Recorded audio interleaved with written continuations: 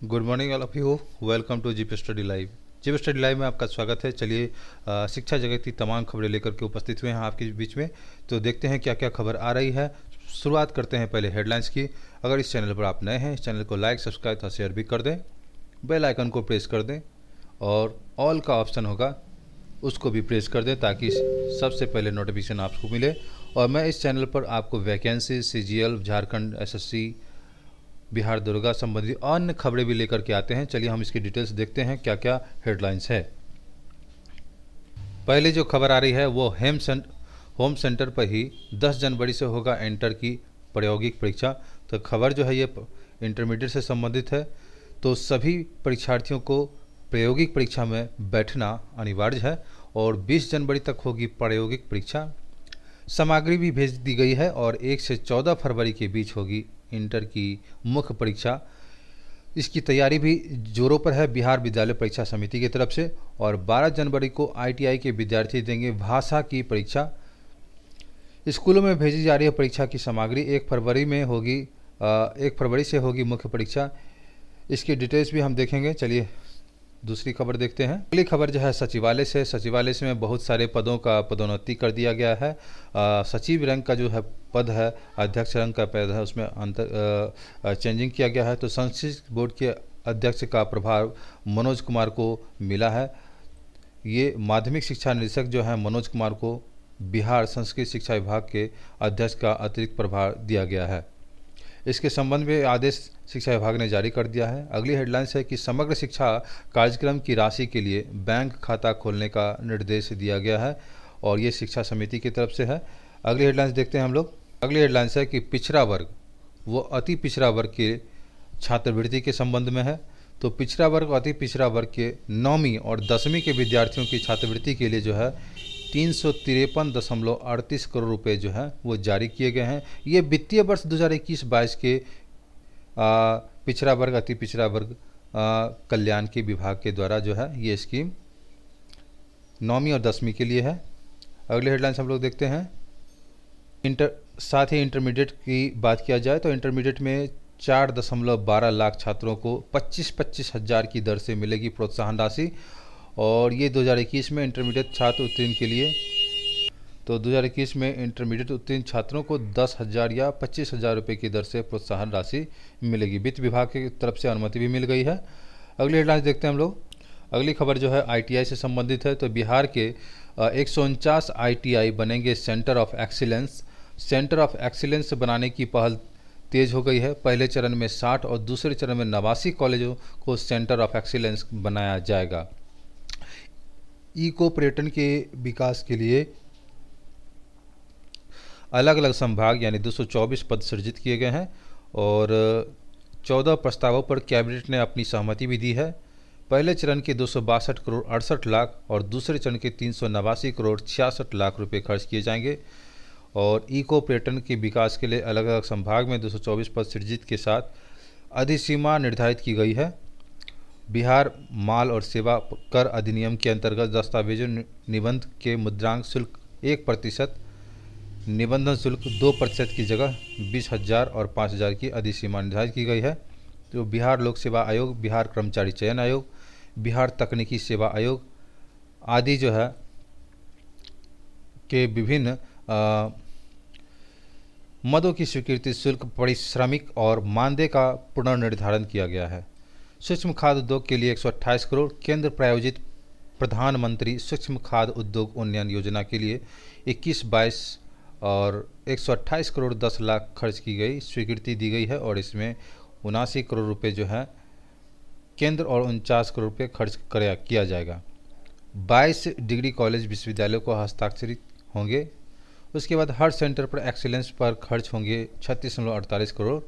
मुख्य प्रबंधक को अवधि विस्तार दिया गया है। ये बिहार राजपथ विकास निगम के मुख्य प्रबंधक जो हैं संजय कुमार, उनकी तरफ से है। 4 जिलों में सड़क ऊपरी पुल भी बनेगा। इसके भी डिटेल्स देखेंगे। नेक्स्ट हेडलाइंस देखते हैं हम लोग।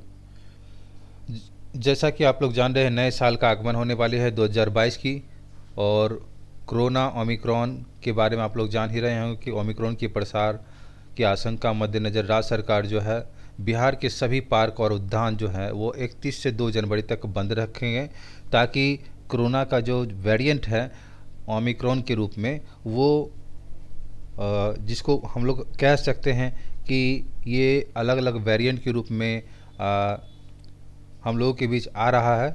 ये इसका जो है कैपेसिटी भी तेज़ी से बढ़ रहा है। तो ये ओमिक्रॉन की प्रसार की जो आशंका देखते हुए बिहार के सभी पार्क उद्यान को 31 से 2 जनवरी तक बंद रखने की सरकार की कवायद है। और 3 जनवरी से टीकाकरण पर जल्द बैठक करेंगे सीएम। साथ ही बुजुर्गों को बूस्टर डोज भी 10 जनवरी से लगेगी और 17 लाख बुजुर्गों को दी जाएगी बूस्टर डोज राज्य भर में। अगली हेडलाइंस देखते हैं हम लोग। अगली हेडलाइंस है कि हर देश की अपनी अपनी सुरक्षा व्यवस्था होती है। प्रधानमंत्री राष्ट्रपति के जो सबसे उच्चतम पद हैं, उसी प्रकार से भारत के प्रधानमंत्री की भी नई कार के AK-47 जो है और बम भी उन पे बेअसर रहेगी। तो इसके बारे में भी डिटेल से हम लोग जानेंगे। साथ ही इसके टायर क्षतिग्रस्त होने पर भी रफ्तार तेज हो जाती है। पुतिन के साथ पहली बार मैविक S-650 में दिखे थे, उसके बाद बम विस्फोट से सुरक्षित होगा और 160 किलोमीटर प्रति घंटा की रफ्तार से ये कार चलती है। इसमें उच्च स्तर की सुरक्षा भी है, खिड़कियों पर पॉलीकार्बोनेट की परत भी चढ़ी हुई रहती है। साथ ही इसमें आपको फ्यूल टैंक पर विशेष एलिमेंट का कोट भी चढ़ा रहता है। कार के अंदर मसाज सीट भी है। साथ ही SPG की निगरानी भी सुरक्षा व्यवस्था का इसमें अहम रोल अदा करता है। मुख्यमंत्री रहते बुलेट प्रूफ महिंद्रा स्कॉर्पियो भी से भी चलते थे। तो इसके डिटेल्स भी हम लोग जानेंगे प्रधानमंत्री के जो है ये एक नए कार के संबंध में। अगली हेडलाइंस हम लोग देखते हैं। अगली हेडलाइंस है वो आपको BPSC की तरफ से आ रहा है। BPSC में वो 67वीं जो है संयुक्त प्रयोक्ता परीक्षा के संबंध में है। 67वीं संयुक्त प्रतियोगिता परीक्षा की रिक्तियों में भी वृद्धि की गई है। कितने सीट की वृद्धि की गई है उसको भी डिटेल्स हम लोग जानेंगे। कोरोना के आए दिन नई खबर हमेशा आती रहती हैं। तेज़ी से बढ़ने लगे हैं कोरोना के मामले। 47 संक्रमित इसमें मिले हैं। ये आपको खबर पटना से है। पटना से 10, गया से 17 नए कोरोना स्कीम मिले हैं और 3.92 लाख को प्रदेश में लगाए गए हैं कोविड रोधी टीके। 31 से 2 जनवरी तक चिड़ियाघर समेत सभी पार्क रहेंगे बंद। अगली हेडलाइंस हम लोग देखते हैं। अगली हेडलाइंस है कि सुहावनी का नाम सबसे आगे है। राज्य को मिलेंगे नए मुख्य सचिव और मौजूदा मुख्य सचिव त्रिपुरारी शरण 31 को सेवानिवृत्त हो रहे हैं। विकास आयुक्त को मुख्य सचिव के रूप में पदस्थापन होता रहा है। तो राज्य के 1 जनवरी 2022 से नए मुख्य सचिव मिलेंगे बिहार को। अगली हेडलाइंस देखते हैं हम लोग। उसके बाद झाझा को नगर परिषद का दर्जा मिलने से बढ़ेगी क्षेत्रीय सुविधाएं। तो झाझा जो है बिहार में है और झाझा को नगर परिषद का दर्जा मिलने से लोगों में काफ़ी खुशी और उत्साह है। सौंदर्यीकरण का भी होगा बढ़ावा। अगली हेडलाइंस हम लोग देखते हैं।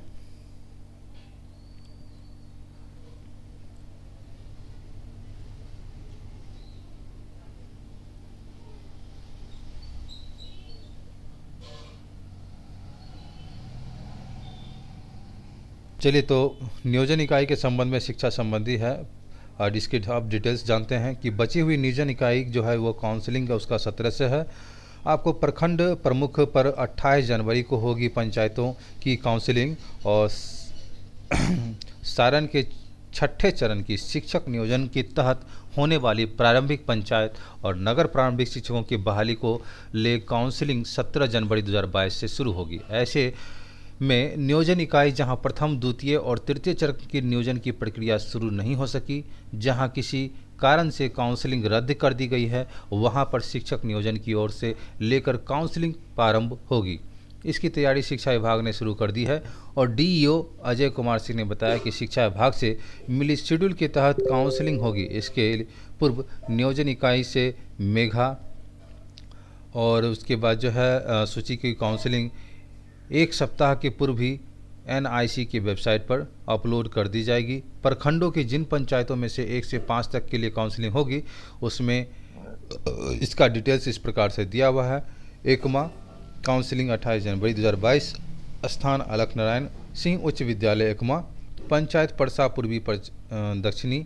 उसके बाद जो है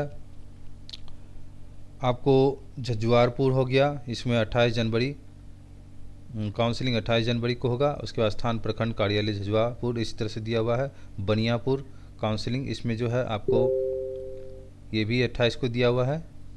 और साथ ही प्रखंड बनियापुर और इधर कमला पिटौड़ी है दिया हुआ है। उसके बाद जो है आपको मढ़ौरा हो गया, काउंसलिंग इसका भी 28 जनवरी को है। मोंझो हो गया, इसमें 28 जनवरी को है। उसके बाद जो है आपको पत्तरपुर है, ये भी है। तो इसके बाद किस तारीख को नियोजन इकाई कहाँ होगी काउंसलिंग, ये भी दिया हुआ है इसमें। इसके डिटेल्स इस तरह से दिए हुए हैं। नगर पंचायत महरख 17 जनवरी, नगर पंचायत एकमा 17 जनवरी, नगर पंचायत परसा 15 जनवरी, नगर पंचायत परसा 19 जनवरी। इसमें अलग अलग विषय के हैं, सामाजिक विज्ञान, फिर सामाजिक विज्ञान, फिर विज्ञान भाषा है आपको 18 जनवरी को। वर्ग 1 से 5 के लिए जो है नगर पंचायत 19 जनवरी को। प्रखंड नियोजन इकाई एकमा जो है 22 जनवरी को, इसमें सामाजिक विज्ञान वर्ग 6 से 8 के लिए है। प्रखंड नियोजन इकाई जलालपुर जो है इसमें 22 जनवरी को सामाजिक विज्ञान वर्ग 6 से 8 के लिए। नियोजन इकाई दरियापुर जो हो गया इसमें 24 जनवरी को है, इसमें गणित विज्ञान और भाषा विज्ञान 6 से 8। उसके बाद प्रखंड नियोजन इकाई 24 जनवरी भाषा विज्ञान विषय। और उसके बाद जो है प्रखंड नियोजन इकाई 25 जनवरी वर्ग 1 से 5 जिला स्कूल छपरा के लिए। अन्य खबर भी देखते हैं। चलिए अगली खबर जो है आपको बिहार लोक सेवा आयोग द्वारा आयोजित की जाने वाली 67वीं संयुक्त प्रतियोगिता परीक्षा की रिक्तियाँ जो है इसमें आपको जो है सीटें जो है 4 बढ़ा दी गई हैं और गृह विभाग की ओर से ये रिक्तियाँ बढ़ाई गई हैं। अब रिक्तियाँ की कुल संख्या जो हो गया इस प्रकार से है, आपको रिक्तियाँ की कुल संख्या 798 हो गई है, तो 798 आपको हो गई है। अगले डिटेल्स देखते हैं। अगली डिटेल्स है कि राज्य के सभी ITI को उच्च स्तरीय सेंटर ऑफ एक्सीलेंस के रूप में स्थापित किया जाएगा। 2 चरणों में इसे पूरा किया जाएगा, जिस पर कुल 4606 करोड़ 97 लाख खर्च होंगे। पहले चरण में वित्तीय वर्ष 2021-22 में 60 और दूसरे चरण में 22-23 में 89 कॉलेजों को सेंटर ऑफ एक्सीलेंस बनाया जाएगा। मुख्यमंत्री नीतीश कुमार की अध्यक्षता में मंगलवार को हुई राज्य कैबिनेट की बैठक में इसकी मंजूरी दी गई है। सेंटर ऑफ एक्सीलेंस बनाने में जो 4607 करोड़ खर्च होने हैं उसका 88% हिस्सा टाटा टेक्नोलॉजी को देगी। शेष 12% राशि 552 करोड़ 84 लाख का वहन राज्य सरकार करेगी। इनमें पहले चरण में 262 करोड़ 68 लाख और दूसरे चरण में 389 करोड़ 66 लाख राज्य खर्च करेगा, जिसकी प्रशासनिक स्वीकृति कैबिनेट ने दी है। कैबिनेट ने अपर मुख्य सचिव संजय कुमार ने इसकी जानकारी दी।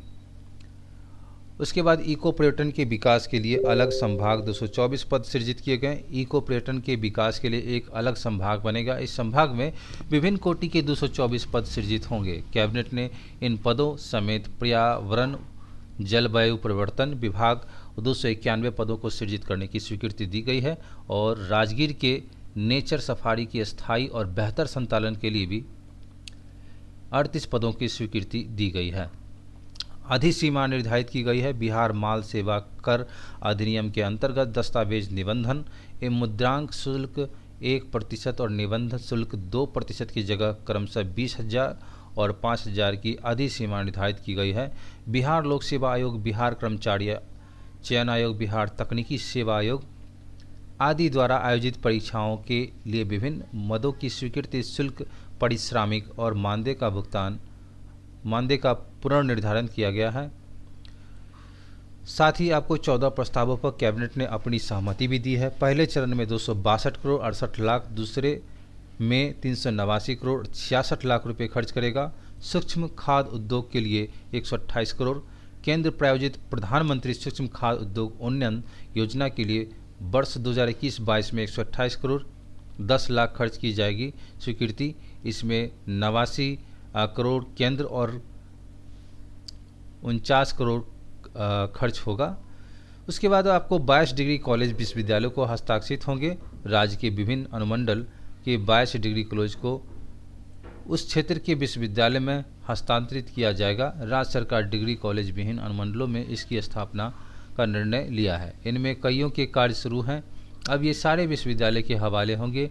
इनमें कॉलेज में बेनीपुर दरभंगा, मधुबन पूर्वी चंपारण, वायसी पूर्णिया, राजगीर नालंदा, बगहा पश्चिमी चंपारण, शिवहर शिवहर धमदहा ये पूर्णिया हो गए, अरवल महिला कॉलेज जमुई, नौहट्टा रोहतास, सिमरी बख्तियारपुर सहरसा, मनिहारी कटिहार, तेघरा बेगूसराय, बलिया बेगूसराय, बखरी बेगूसराय, नीमचक पथानी गया, जगदीशपुर भोजपुर, त्रिवेणीगंज सुपौल, रजौली नवादा, पीरो भोजपुर, पुपरी सीतामढ़ी, महुआ वैशाली, ये सारे स्थान अलग अलग डिस्ट्रिक्ट में पड़ते हैं। तो 22 डिग्री कॉलेज विश्वविद्यालय को हस्तांतरित किए गए हैं। हर सेंटर पर एक्सीलेंस पर खर्च जो होगा वो 36.48 करोड़ रुपए खर्च किए जाएंगे। साथ ही आपको पटना राज्य के सभी सरकारी ITI औद्योगिक प्रशिक्षण संस्थान जो है को सेंटर ऑफ एक्सीलेंस बनाया जाएगा। इसमें हर एक को सेंटर ऑफ एक्सीलेंस बनाने का औसतन जो है वो खर्च है 36.48 करोड़ रुपए खर्च होंगे। ITI के हब एंड स्पोक मॉडल के आधार पर स्थापित किया जाएगा। 7 क्षेत्रों में काम होंगे। श्रम संसाधन की अपर मुख्य सचिव वंदना किनी ने कहा कि बिहार की ITI पुरानी तकनीक पर आधारित है और इसलिए इसमें थोड़ा सा परिवर्तन करने की ज़रूरत है समय के मुताबिक, और चूँकि मॉडर्निटी और समय की मांग अलग है इसलिए। साथ ही इसमें 4 जिलों की सड़क ऊपरी पुल के संबंध में है कि राज्य के 4 जिलों में सड़क ऊपरी पुल के निर्माण की स्वीकृति मिली है। पूर्वी चंपारण के रेलवे फाटक संख्या 159, बक्सर के फाटक संख्या 70A, सीतामढ़ी के फाटक संख्या 56 और सहरसा के फाटक संख्या 31 पर इसकी निर्माण होगी। इसके लिए निर्माण पर 375 करोड़ 11 लाख रुपए खर्च होंगे। इसी प्रकार से राष्ट्रीय उच्च पथ की संख्या 107 बरियाही बाजार से सहरसा बाईपास 10.98 किलोमीटर लंबाई सड़क की मिट्टी भराई समेत उन्नयन कार्य के लिए 21 करोड़ 76 लाख रुपए खर्च किए जाएंगे। मुख्य प्रबंधक को अवधि विस्तार दिया गया है। बिहार राजपथ विकास निगम के मुख्य प्रबंधक संजय कुमार को 1 साल की संविदा आधारित अवधि विस्तार दिया गया है। ये 31 दिसंबर को सेवानिवृत्ति हो रहे हैं। इसके 1 साल बाद तक वे सेवा में बने रहेंगे। वहीं स्वास्थ्य विभाग के अंतर्गत निबंधित औषधि निरीक्षण अवधेश कुमार सिंह को सेवा बर्खास्त किया जाएगा। अगली हेडलाइंस के डिटेल्स देखते हैं। अगला है आपको पिछड़ा वर्ग अति पिछड़ा के 9वीं 10वीं के विद्यार्थी छात्रवृत्ति में 353.38 करोड़ जारी होंगे। वित्तीय वर्ष 2021-22 में पिछड़ा वर्ग और अति पिछड़ा वर्ग कल्याण विभाग द्वारा राज्य स्कीम के तहत पिछड़ा और अति पिछड़ा वर्ग के 9वीं और 10वीं की छात्र छात्राओं को छात्रवृत्ति के लिए 353.38 करोड़ जारी कर दिया गया है। इस संबंध में शिक्षा विभाग ने मंगलवार को महालेखाकार को पत्र भेजा। 2021-22 सत्र में प्राइमरी से हाई स्कूल तक के विद्यार्थियों को छात्रवृत्ति के के लिए 1576.65 करोड़ बजट का प्रावधान किया गया है। 9वीं 10वीं की कक्षा के अध्ययनरत छात्र छात्राओं को मैट्रिक छात्रवृत्ति की राशि PFMS के माध्यम से उनके बैंक खाते में की जाएगी। इंटरमीडिएट के पास 4.12 लाख छात्राओं को 25-25 हज़ार की दर से मिलेगी प्रोत्साहन राशि। 2021 इंटरमीडिएट उत्तीर्ण छात्राओं को 10,000 या 25,000 रुपये की दर से प्रोत्साहन राशि मिलेगी। वित्त विभाग से अनुमति मिलने के बाद शिक्षा विभाग ने मंगलवार को 4,12,469 छात्राओं के लिए 631 करोड़ 17,25,000 की राशि जारी कर दी। मुख्यमंत्री ने इंटरमीडिएट उत्तीर्ण प्रोत्साहन राशि के तहत राज्य सरकार द्वारा मान्यता प्राप्त परीक्षा बोर्ड में से वार्षिक इंटरमीडिएट परीक्षा 2021 उत्तीर्ण सभी कोटि के अविवाहित छात्राओं को दी जाएगी। इस योजना के तहत राशि लाभार्थी छात्राओं को जल्द मिल जाएगा। इसकी मॉनिटरिंग माध्यमिक शिक्षा निदेशक मनोज कुमार करेंगे। मुख्यमंत्री कन्या उत्थान योजना के तहत बालिका प्रोत्साहन योजना के तहत सभी अविवाहित उत्तीर्ण छात्राओं को प्रोत्साहन राशि भेजने का प्रावधान है। 2021 इंटरमीडिएट की परीक्षा में 6,43,678 छात्राओं को शामिल हुई थी। इसमें सभी संकायों में 5,18,591 छात्राएं उत्तीर्ण हुए थे। अगले डिटेल्स देखते हैं। अगली हेडलाइन से जो है आपको डिटेल्स हैं इसके कि होम सेंटर पर 10 जनवरी से होंगी इंटर की प्रायोगिक परीक्षा और बिहार के विद्यालय परीक्षा समिति ने 10 जनवरी से बिहार इंटरमीडिएट की प्रायोगिक परीक्षा अपने अपने विद्यालय में ही होगी। अभी तक परीक्षार्थियों की प्रायोगिक परीक्षा के केंद्र को लेकर भ्रम की स्थिति बनी हुई थी। परीक्षा 20 जनवरी तक चलेगी। मुख्य परीक्षा में शामिल होने वाले सभी परीक्षार्थियों को प्रायोगिक परीक्षा देने अनिवार्य कर दिया गया है। अंक भी बोर्ड को भेजा जाएगा, जिसके आधार पर अंतिम रूप से परीक्षार्थियों को रिजल्ट तैयार किया जाएगा। 1 फरवरी से होगी मुख्य परीक्षा। बिहार बोर्ड के कार्यक्रम के अनुसार अगले वर्ष 1 फरवरी से इंटर की मुख्य परीक्षा होगी, जो 14 फरवरी तक चलेगी। इंटर की मुख्य परीक्षा के लिए भी तैयार हो गई है। परीक्षा केंद्रों का चयन किया जा रहा है। इस बार इंटर की मुख्य परीक्षा में 13 लाख से ज़्यादा विद्यार्थी शामिल होंगे। तो 13 लाख विद्यार्थी इसमें शामिल होंगे। साथ ही आपको जो है आपको स्कूल भी भेजी जा रही है परीक्षा सामग्री। प्रायोगिक परीक्षा के लिए बिहार बोर्ड ने परीक्षा सामग्री को सभी जिलाधिकारी, जिला शिक्षा अधिकारी एवं इंटर स्तरीय स्कूल कॉलेज के प्राचार्य को निर्देश दिया गया है। परीक्षा सामग्री को संभाल कर रखेंगे। किसी तरह की लापरवाही के लिए स्कूल के प्रिंसिपल एवं जिला शिक्षा अधिकारी जिम्मेदार रहे होंगे। स्कूल कॉलेज के प्राचार्यों ने भी इंटर की प्रायोगिक परीक्षा की तैयारी शुरू कर दी है। उसके बाद आपको 12 जनवरी को ITI के विद्यार्थी देंगे भाषा की परीक्षा। बिहार विद्यालय परीक्षा समिति ने ITI के छात्रों के लिए भाषा की परीक्षा की तिथि घोषित कर दी है। बोर्ड द्वारा ITI के छात्रों की भाषा की परीक्षा अब 12 जनवरी को आयोजित की जाएगी। पहले यह परीक्षा 14 दिसंबर को आयोजित होने वाली थी, लेकिन बोर्ड ने अपरिहार्य कारणों से उसे रद्द कर दिया और 12 जनवरी को प्रथम पाली में हिंदी और दूसरी पाली में अंग्रेजी की परीक्षा आयोजित की जाएगी। परीक्षा की अवधि 3 घंटे 15 मिनट निर्धारित की गई है। प्रथम पाली की परीक्षा 9:30 में से 12:45 तक आयोजित की जाएगी। दूसरी पाली की परीक्षा 1:45 से 5 बजे तक आयोजित की जाएगी। अगली डिटेल्स देखते हैं। अगली डिटेल्स में प्रधानमंत्री की नई कार के संबंध में हम लोग जानेंगे कि प्रधानमंत्री की नई कार की क्या खूबियां हैं। तो प्रधानमंत्री नरेंद्र मोदी ने काफिले में मर्सिडीज की नई कार शामिल हुई है। प्रधानमंत्री की सुरक्षा के लिहाज से 12 करोड़ से अधिक कीमत वाली इस कार को लाया गया है। इसका मॉडल नंबर मर्सिडीज मैवैक S650 गार्ड है। यह कार कई शानदार व हाईटेक फीचर से लैस है। सबसे खास बात यह है कि इस पर गोलियों और बम की धमाके का भी असर नहीं होता है। इससे पहले तक कि मोदी अत्याधुनिक सुरक्षा उपकरणों से लैस रेंज सेवर योग से टोयोटा लैंड क्रूजर गाड़ी का इस्तेमाल करते थे और पुतिन के साथ पहली बार जो है मैवैक S650 में दिखे थे। प्रधानमंत्री मोदी इस कार में पहली बार हैदराबाद हाउस जाने के दौरान देखा गया था। यहाँ प्रधानमंत्री मोदी के रूप में राष्ट्रपति व्लादिमीर पुतिन से मुलाकात करने थे। उच्च स्तर की सुरक्षा है इसमें। मर्सिडीज के नए कार का जो उच्च स्तर की सुरक्षा व्यवस्था की गई है। कार की खिड़की की शीशे और बॉडी सेल इतनी मजबूत है कि इस पर AK-47 जैसी खतरनाक बंदूक की गोलियां भी बेअसर है। बम विस्फोट की बात किया जाए तो बम विस्फोट से भी ये सुरक्षित है। कार को explosive resistant vehicle ERP 2010 rating मिली है। इसमें बैठा शख्स महज 2 मीटर की दूरी पर होने के वाले 15 किलोमीटर तक की TNT विस्फोट भी सुरक्षित रह सकता है। खास बात यह है कि खिड़कियों पर पॉलीकार्बोनेट की परत है। गाड़ी की खिड़कियों पर पॉलीकार्बोनेट की परत होती है और इससे सुरक्षा की एक और परत भी मिलती है। गैस हमले की स्थिति में कैबिन को अलग से हवा की आपूर्ति भी मिलती है। कार की रफ्तार 160 किलोमीटर प्रति घंटा है। साथ ही आपको टायर क्षतिग्रस्त होने पर भी रफ्तार तेज। मर्सिडीज मैवैक S650 गार्ड विशेष रन फ्लैट टायरों पर भी लग सकती है। हमले की बाद टायरों की क्षतिग्रस्त होने की स्थिति में भी यह कार रफ्तार पकड़ सकती है। फ्यूल टैंक की बात किया जाए तो फ्यूल टैंक विशेष एलिमेंट का कोट है। कार के फ्यूल टैंक में एक विशेष एलिमेंट कोट दिया गया है जो गोली लगने से लगते हुए छेद की स्वचालित तरीके से सील कर देता है।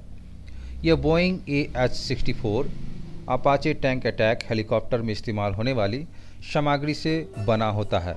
इस कार में 6.0 लीटर ट्विन टैबो V12 इंजन दिया गया है। यह 516 bhp की पावर और 900 Nm का टॉर्क जनरेट कर सकता है। कार के अंदर मसाज सीट भी है। मर्सिडीज के कार के अंदर मसाज सीट दी गई है जो सफ़र के दौरान पैसेंजर को अगर थकान दूर करना हो तो पैसेंजर ज़रूरत के हिसाब से लेग रूम को बढ़ा सकता है। कार की बैक सीट भी बदलाव किए गए हैं। साथ ही प्रधानमंत्री के आप लोग जानते हैं कि एसपीजी की भी सुरक्षा मिलती है, स्पेशल जो है प्रोटेक्शन होता है, गार्ड इसको बुलाता है।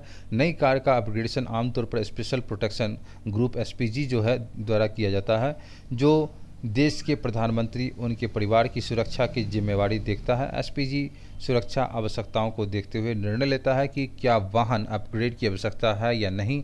ऐसे में अब मोदी काफिले में लगे वाहनों को अपग्रेड किया गया है। अगली जो है, मुख्यमंत्री रहते हुए बुलेट प्रूफ महिंद्रा स्कॉर्पियो से चलते थे। मर्सिडीज मैवैक S650 गार्ड को रेंज रोवर वॉग से और टोयोटा लेजर क्रूज से अपग्रेड किया गया है। नरेंद्र मोदी अब गुजरात के मुख्यमंत्री थे, तब यह बुलेट प्रूफ महिंद्रा स्कॉर्पियो को से सफ़र करते थे। 2014 में प्रधानमंत्री बनने के बाद उन्होंने BMW 7 series high security edition का इस्तेमाल किया था। इसके बाद समय समय पर उनकी सुरक्षा को देखते हुए कार लगातार अपग्रेड होती रही है। तो सबसे बड़ी बात है कि एसपीजी की जो सुरक्षा मिलती है 7 लेयर्स प्लस होती है, तो स्पेशल प्रोटेक्शन ग्रुप होता है इसमें, जो इनको भेदना ही आसान नहीं होता है। साथ में गाड़ी जो अपग्रेडेड मिली है उसकी भी जो फैसिलिटी मिल रही है। मिलते हैं अगले वैकेंसी में कुछ ही खास खबर के साथ, शिक्षा संबंधी न्यूज़ के साथ। तब तक के लिए धन्यवाद, खुश रहें, स्वस्थ रहें। इस चैनल को like, subscribe, bell icon press कर दें, ऑल कर दें और शेयर भी ज़रूर कर दें। धन्यवाद।